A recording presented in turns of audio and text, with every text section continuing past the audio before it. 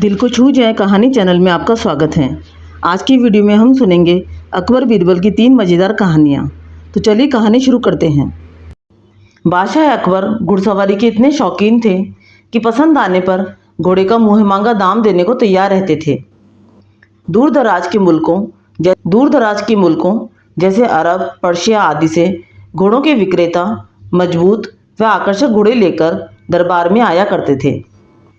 बादशाह अपने व्यक्तिगत इस्तेमाल के लिए चुने गए घोड़े की अच्छी कीमत दिया करते थे।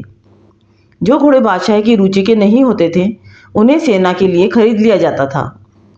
अकबर के दरबार में घोड़े के विक्रेताओं का अच्छा व्यापार होता था। एक दिन घोड़े का एक नया विक्रेता दरबार में आया। अन्य व्यापारी भी उसे नहीं जानते थे। उसने 2 बेहद आकर्षक घोड़े बादशाह को बेचे और कहा कि वह ठीक ऐसे ही 100 घोड़े और लाकर दे सकता है, बशर्ते उसे आधी कीमत पेशगी दे दी जाए। बादशाह को चूंकि घोड़े बहुत पसंद आए थे, सो वैसे ही 100 और घोड़े लेने का तुरंत मन बना लिया। बादशाह ने अपने खजांची को बुलाकर व्यापारी को आधी रकम अदा करने को कहा। खजांची उस व्यापारी को लेकर खजाने की ओर चल दिया, लेकिन किसी को भी यह उचित नहीं लगा कि बादशाह ने एक अनजान व्यापारी को इतनी बड़ी रकम बतौर पेशगी दे दी। लेकिन विरोध जताने की हिम्मत किसी के पास न थी। सभी चाहते थे कि बीरबल यह मामला उठाए। बीरबल भी इस सौदे से खुश नहीं थे। वे बोले, हुजूर, कल मुझे आपने शहर भर में मूर्खों की सूची बनाने को कहा था। मुझे खेद है कि उस सूची में आपका नाम सबसे ऊपर है। बादशाह अकबर का चेहरा मारे गुस्से के सुर्ख हो गया। उन्हें लगा कि बीरबल ने भरे दरबार में विदेशी मेहमानों के सामने उनका अपमान किया है। गुस्से से भरे बादशाह चिल्लाए, तुम्हारी हिम्मत कैसे हुई मुझे मूर्ख बताने की? क्षमा करें बादशाह सलामत। बीरबल अपना सिर झुकाते हुए सम्मानित लहजे में बोला, आप चाहें तो मेरा सर कलम करवा दें। यदि आपके कहने पर तैयार की गई मूर्खों की फहरिस्त में आपका नाम सबसे ऊपर रखना आपको गलत लगे। दरबार में ऐसा सन्नाटा छा गया कि सुई गिरे तो आवाज़ सुनाई दे जाए। अब बादशाह अकबर अपना सीधा हाथ उठाए तर्जनी को बीरबल की ओर ताने आगे बढ़े।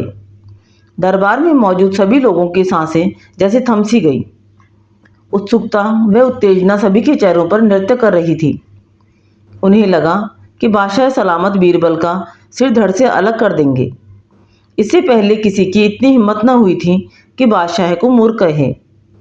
लेकिन बादशाह ने अपना हाथ बीरबल के कंधे पर रख दिया। वह कारण जानना चाहते थे। बीरबल समझ गया कि बादशाह क्या चाहते हैं। वह बोला, आपने घोड़ों के ऐसे व्यापारी को बिना सोचे समझे एक मोटी रकम पेशगी दे दी, जिसका आता पता कोई नहीं जानता। वह आपको धोखा भी दे सकता है, इसलिए मूर्खों की सूची में आपका नाम सबसे ऊपर है। हो सकता है कि अब वह व्यापारी वापस ही न लौटे। वह किसी अन्य देश में जाकर बस जाएगा और आपको ढूंढे भी नहीं मिलेगा। किसी से कोई भी सौदा करने से पूर्व उसके बारे में जानकारी तो होनी ही चाहिए। उस व्यापारी ने आपको मात्र 2 घोड़े बेचे और आप इतने मोहित हो गए कि मोटी रकम बिना उसको जाने पहचाने ही दे दी। बस यही कारण है मूर्खों की फहरिस्त में आपका नाम सबसे ऊपर रखने की। तुरंत खजाने में जाओ और रकम की अदायगी रुकवा दो। अकबर ने तुरंत अपने एक सेवक को दौड़ाया। बीरबल बोला, अब आपका नाम उस सूची में नहीं रहेगा। बादशाह अकबर कुछ क्षण तो बीरबल को घूरते रहे, फिर अपनी दृष्टि दरबारियों पर केंद्रित कर ठहाका लगाकर हंस पड़े। सभी लोगों ने राहत की सांस ली कि बादशाह को अपनी गलती का एहसास हो गया है। हंसी में दरबारियों ने भी साथ दिया और बीरबल की चतुराई की एक स्वर में प्रशंसा की। अब सुनते हैं दूसरी कहानी, जिसका शीर्षक है सबसे बड़ा मनहूस कौन। एक बार अकबर बिस्तर पर पड़े पड़े पानी मांगे जा रहे थे। आसपास कोई खास निजी सेवक नहीं था। सो महल का कूड़ा कचरा साफ करने वाले निम्न दर्जे के मामूली नौकर ने हिम्मत करके बादशाह को पानी का गिलास दिया। अकबर उसे अपने कमरे में देखकर चौंक गए, लेकिन प्यास इतनी लगी थी कि वे खुद को रोक नहीं पाए और पानी ले लिया। तभी वहां अकबर के खास सेवक आ पहुंचे। उन्होंने फौरन उस कचरा साफ करने वाले नौकर को कमरे से बाहर कर दिया और सभी अकबर की चापलूसी करने लगे। दोपहर हुई तो अकबर का पेट खराब हो गया। हकीम को बुलाया गया, पर फिर भी अकबर की हालत में सुधार नहीं हुआ। अब राजवैद्य आए, उनके साथ राज्य ज्योतिष भी थे। उन्होंने कहा कि शायद आप पर किसी मनहूस व्यक्ति का साया पड़ा है, इसलिए आपकी तबीयत खराब हुई है। अकबर बादशाह को तुरंत उस कचरा साफ करने वाले नौकर का ख्याल आया। उन्होंने कहा कि आज सुबह मैंने उस कचरा साफ करने वाले के हाथ से पानी पिया था, इसलिए मेरे साथ यह सब हुआ। उन्होंने गुस्से में उस नौकर को मौत की सजा दे दी। थोड़ी ही देर में सिपाहियों ने उस नौकर को कारागार में बंद कर दिया। बीरबल को जब इस बात का पता लगा तो वे उस नौकर के पास गए और उसे सांत्वना देते हुए कहा कि वे उसे बचा लेंगे। बीरबल तुरंत अकबर के पास गए और उनका हालचाल लिया। तब अकबर ने बताया कि हमारे राज्य का सबसे बड़ा महनूस मुझे बीमार कर गया। यह बात सुनकर बीरबल हंस पड़े। तब अकबर को गुस्सा आया और वे बोले कि तुम्हें मेरी यह हालत देखकर मजा आ रहा है। तो बीरबल ने कहा कि नहीं नहीं महाराज, एक बात पूछनी थी। अगर मैं उस नौकर से बड़ा महनूस आपको ढूंढ कर दूं तो आप क्या करेंगे? क्या आप इस नौकर को सजा से मुक्ति दे देंगे? अकबर ने तुरंत बीरबल की यह शर्त मान ली और पूछा कि बताओ उस नौकर से बड़ा मनहूस कौन है? अब बीरबल बोले, उस नौकर से बड़े मनहूस तो आप खुद हैं। उस नौकर के हाथ का पानी पीने से आपकी तबीयत खराब हुई, आप बिस्तर पर आ गए, लेकिन उसका तो सोचिए, वह तो आपकी प्यास बुझाने आया था, आपकी खिदमत कर रहा था। सुबह सुबह आपकी शक्ल देखने से उसकी तो जान पर बनाई, उसे तो मौत की सजा मिल गई, तो इसलिए उससे बड़े मनहूस तो आप हुए।